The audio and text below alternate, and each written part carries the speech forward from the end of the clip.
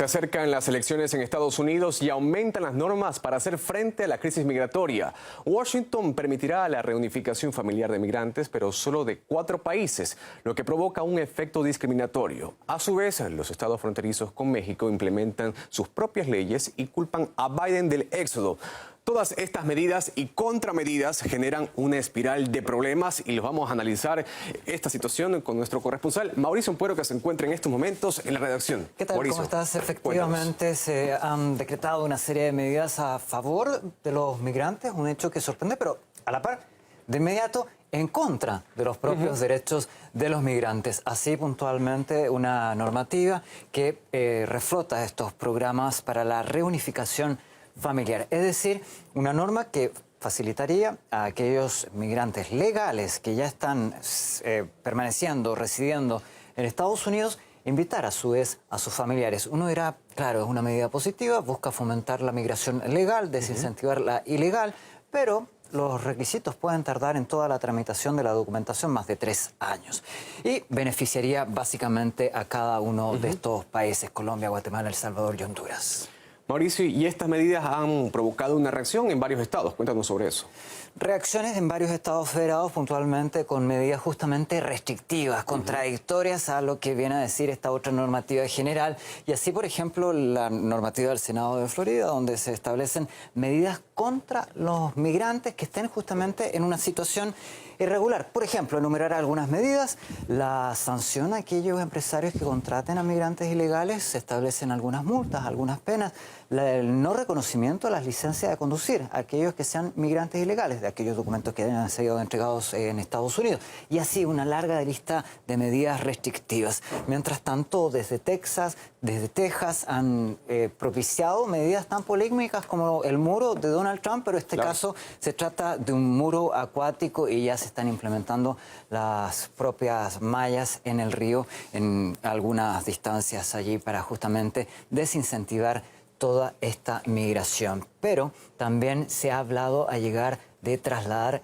ejército, porque surge una operación llamada Estrella Solitaria por parte de Texas, que ha contado con la aprobación de Virginia, y envían más de 100 efectivos de la Guardia Nacional para contribuir justamente con esta misión que ha establecido desde la Gobernación de Texas la protección de la frontera contra la inmigración ilegal.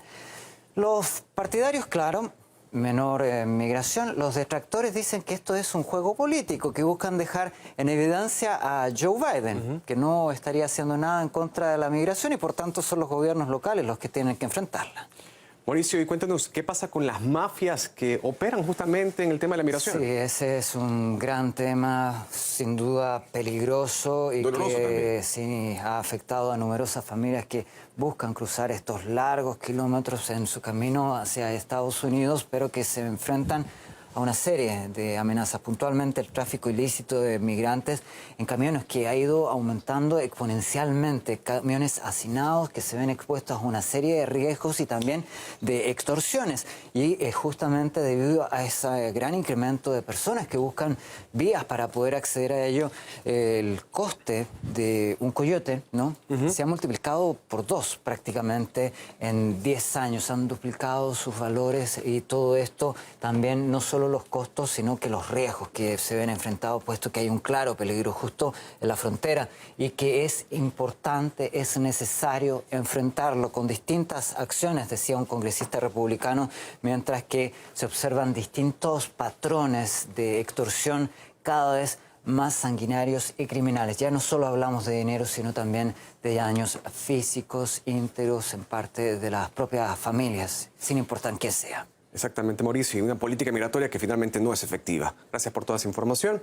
En tanto, el analista político Víctor Manuel Quintana cree que en un primer momento México puede ver aliviada la presión migratoria en sus fronteras. Añade que hay un choque claro de carácter político entre diversos gobernadores y Joe Biden sobre el tema. Esto puede bajar también la presión sobre México, sobre México, y que disminuye la migración ilegal de esos países, porque México recibe muchos migrantes de los países contemplados en el acuerdo. Tal vez del que se reciba menos migrantes es de Colombia, pero El Salvador, Guatemala, Honduras, Nicaragua, indudablemente que están muy presentes en la migración que recibimos en México. A la vez que se flexibilizan, se abren oportunidades para quienes tienen ya parientes inmigrados a los Estados Unidos en condición legal, se pone más difícil para quienes no tienen familiares en este sentido.